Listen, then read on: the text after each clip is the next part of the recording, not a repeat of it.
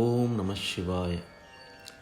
தெய்வத்தின் குரல் பகுதி 1 நம் மதத்தின் தனி அம்சங்கள் என்ற தலைப்பில் மகா பெரியவர் அருளிய உரையின் தொடர்ச்சி 2வது பகுதி.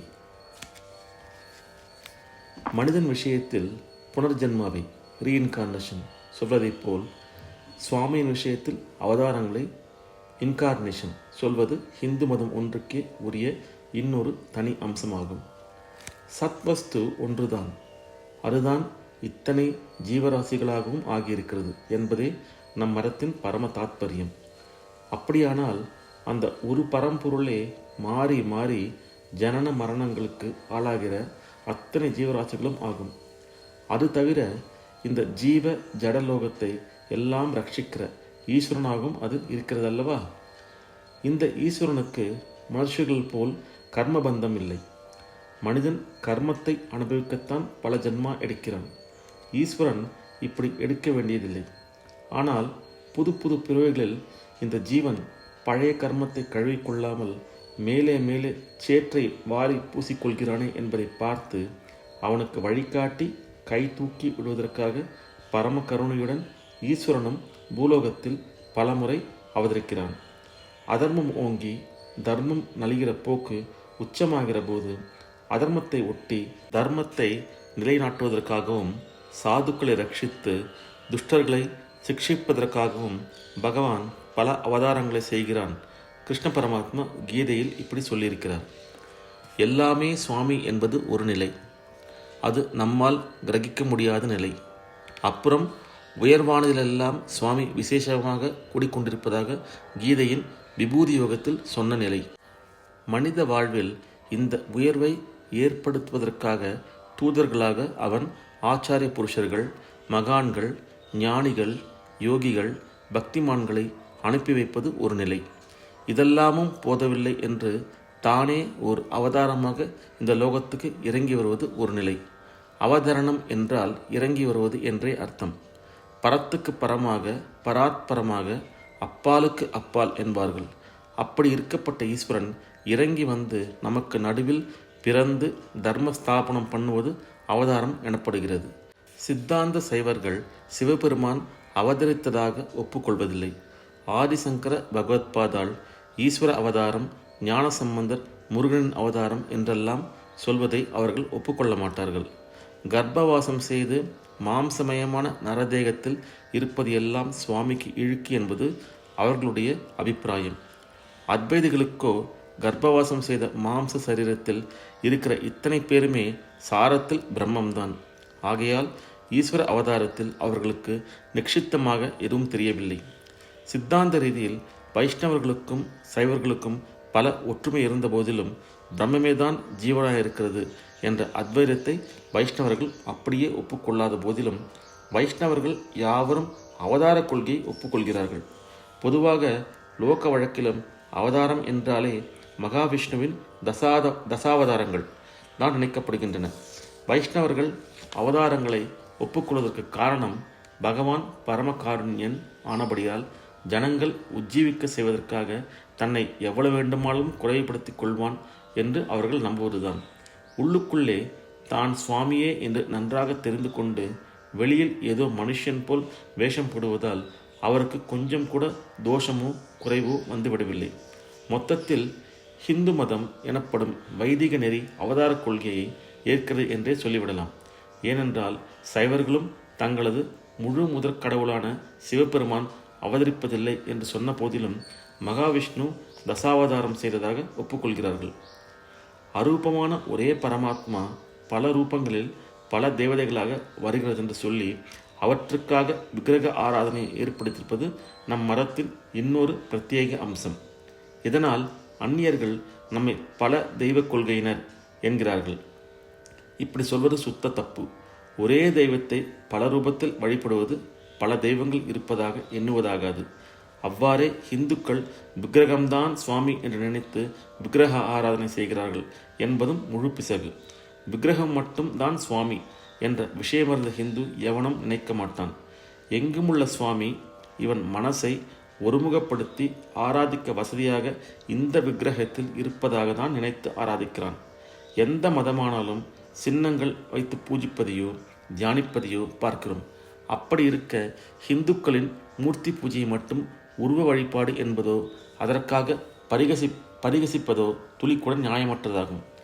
ஹிந்து மதஸ்தர்கள் ரொம்பவும் பெருமைப்பட வேண்டிய அம்சம், இந்த மதம் ஒன்றுதான் தன்னை அனுசரிப்பதன் மூலமே ஒரு ஜீவன் ஓய்வு பெற முடியும் என்று ஒரு தனி உரிமை, எக்ஸ்க்ளூசிவ் ரைட் கொண்டாடி கொள்ளாமல் இருப்பதே ஆகும்.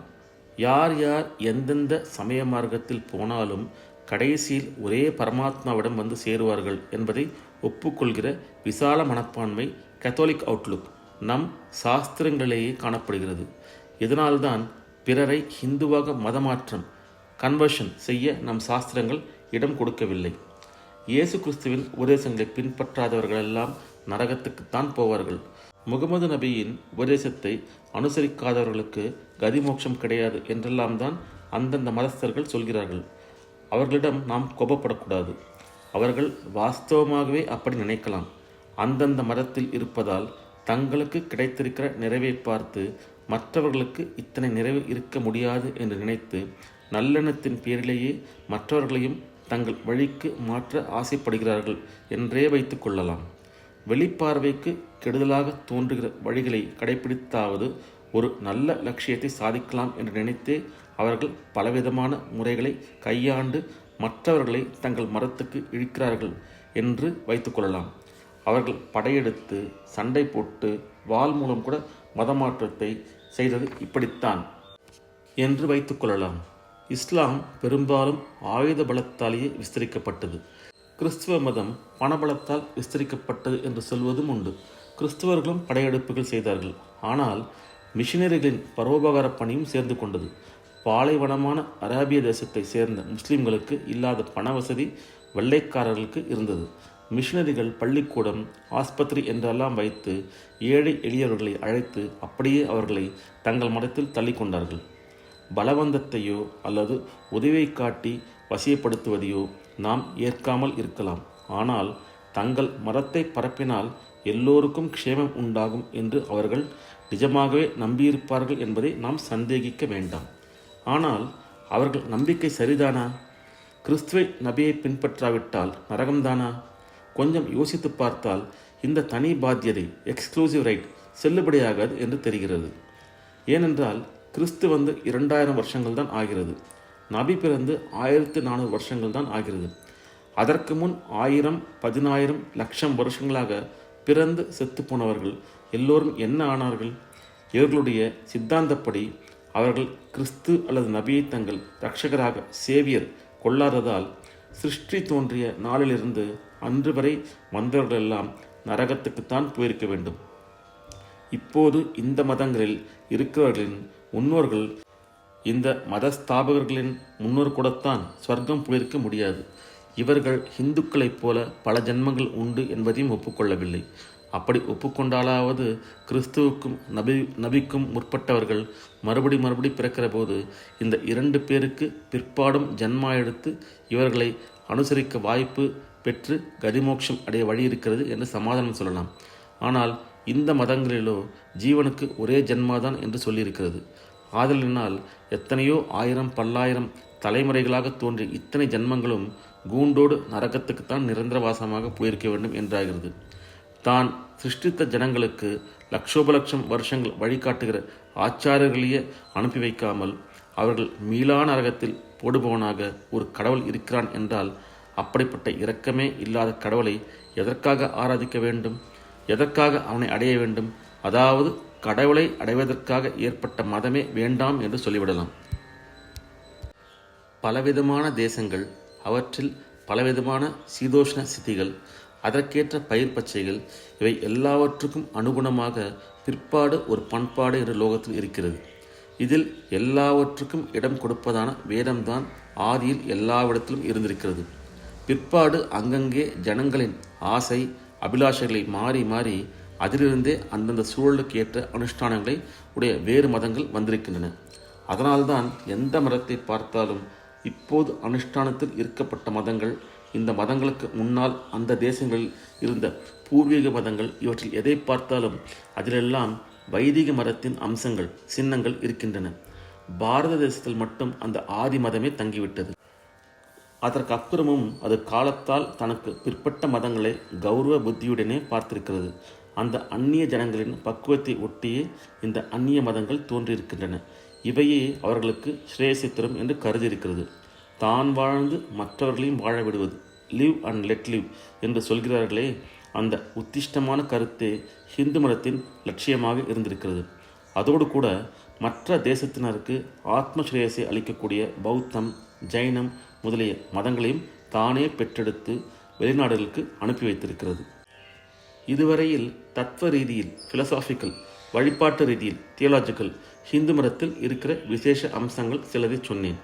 இவற்றோடு சமூக ரீதியில், சோஷியலாஜிக்கல், நம் மதத்துக்கென்று ஒரு பெரிய தனி அம்சம் இருக்கிறது. எந்த மதத்தை எடுத்துக்கொண்டாலும் சரி, அதில் பிலாசபி, தத்துவம், தியாலஜி, தெய்வ வழிபாடு இரண்டும் வரும். அதோடு தனி மனிதர் ஒழுக்கம் பற்றியும் கொஞ்சம் வரும். சமூக ஒழுக்கம் பற்றியும் ஏதோ கொஞ்சம் வரும். அண்டை வீட்டுக்காரனை சகோதரனாக எண்ணு, விரோதியையும் நண்பனாக நினை. உன்னிடம் மற்றவர் எப்படி இருக்க வேண்டும் என்று நினைக்கிறாயோ அப்படியே நீ மற்றவர்களிடம் இரு. ஜீவகுலத்திடம் எல்லாம் அன்பாக இரு. சத்தியமே பேசு, அஹிம்சையை கடைப்பிடி என்று உபதேசிக்கிற நெறிகள், எத்திக்ஸ் ஒவ்வொரு மதத்திலும் இருக்கும். தர்மம், மொராலிட்டி எல்லாம் இதில் சேரும். ஓரளவுக்கு இதிலேயே சமூக அம்சம், சோஷியலாஜிக்கல் என்று சொன்னேனே அந்த அம்சம் இருக்கிறது எனலாம். ஆனால் ஓரளவுக்குத்தான். மற்ற மதங்களில் சமூக வாழ்க்கையில் அமைப்பை பற்றிய விஸ்தாரமான பிரஸ்தாபம் கிடையாது. ஆனால் ஹிந்து மதத்தில் மட்டும் சமூக வாழ்வுக்கான அடிப்படை, சோஷியலாஜிக்கல் ஃபவுண்டேஷன் ரொம்பவும் கெட்டியாக வர்ணாசிரம தர்மம் என்ற விசேஷமான அம்சம் உண்டாயிருக்கிறது. வர்ண தர்மம் என்பது ஒன்று, ஆசிரம தர்மம் என்பது இன்னொன்று. தனி மனுஷன் இன்னின்ன பிராயத்தில் இப்படி இருக்க வேண்டும் என்பது ஆசிரம தர்மம். முதலில் சின்ன வயசில் பிரம்மச்சாரியாக இருந்து குருகுலத்தில் வித்யாபியாசம் பண்ண வேண்டும். இரண்டாவது யௌவனத்தில் கல்யாணம் பண்ணிக்கொண்டு குடித்தனம் நடத்தி பிரஜாவிருத்தி செய்ய வேண்டும். மூன்றாவதாக வயசான பின் வீடு வாசலை விட்டு வனத்துக்கு போய் வாழ வேண்டும். லோக வாழ்க்கையில் ரொம்பவும் பட்டுக்கொள்ளாமல் வைதிக கர்மாக்களை மட்டும் செய்து கொண்டிருக்க வேண்டும். அப்புறம் நாலாவது ஆசிரமத்தில் இந்த வேத கர்மாக்களை கூட விட்டுவிட்டு லௌகிக சம்பந்தங்களை அடியோடு கத்தரித்துவிட்டு சந்நியாசியாக பரமாத்மாவிடமே மனசை செலுத்த வேண்டும் என்று விதிப்பது ஆசிரம தர்மம். இந்த 4 தர்மங்களுக்கு பிரம்மச்சரியம், கார்ஹஸ்தியம், கிரகஸ்த தர்மம், வானப்பிரஸ்தம், சந்நியாசம் என்று பெயர். இது தனி மனதிற்கான தர்மம். சமூகம், சொசைட்டி முழுவதற்குமான ஏற்பாடுதான் வர்ண தர்மம் என்பது. இப்போது ரொம்பவும் கண்டனத்துக்கு, கிரிட்டிசிசம் ஆளாகியிருப்பது இந்த வர்ண தர்மம் தான். வர்ண தர்மத்தை ஜாதி பிரிவினை என்று பொதுவில் சொல்கிறார்கள். ஆனால் உண்மையில் வர்ணம் வேறு, ஜாதி வேறு. வர்ணங்கள் 4 தான், ஜாதிகளோ ஏகப்பட்டவை. பிராமணர் என்ற ஒரே வர்ணத்தில் ஐயர், ஐயங்கார், ராவ் என்று பல ஜாதிகள் இருக்கின்றன. 4வது வர்ணம் ஒன்றிலேயே முதலியார், பிள்ளை, ரெட்டியார், நாயக்கர் என்று பல ஜாதிகள் வருகின்றன. வேதத்திலும் யஜுர்வேதம், 3வது அஷ்டகம், 4வது பிரஷ்னம், தர்ம சாஸ்திரத்திலும் பல ஜாதிகள் பேசப்படுகின்றன. அந்த பெயருள்ள ஜாதிகள் இப்போது இல்லை. அது எப்படியானாலும் ஜாதிகள் பல, வர்ணங்கள் 4 தான். நம் மதத்துக்கே பெரிய களங்கம், மனுஷர்களிடையே உசத்தி தாழ்த்தி என்ற பேதம் கற்பிக்கிற பொல்லாத ஏற்பாடு என்று இப்போது நினைக்கப்படுகிற வர்ண தர்மம் என்ன என்று நன்றாக பக்ஷாபாதம் இல்லாமல் ஆராய்ந்து பார்த்தால் சமுதாய வாழ்வின் ஒழுங்குக்காகவே ஏற்பட்ட ஒப்பற்ற சாதனம் அது என்று தெளிவாகும். நம் மதத்தின் தனி அம்சங்கள் என்ற தலைப்பில் மகா பெரியவர் அருளிய உரையை 2 பதிவுகளாக பார்த்துவிட்டோம். ஓம் நம சிவாய. ஹரஹர சங்கர, ஜெய ஜெய சங்கர, காஞ்சி சங்கர, காமகோட்டி சங்கர.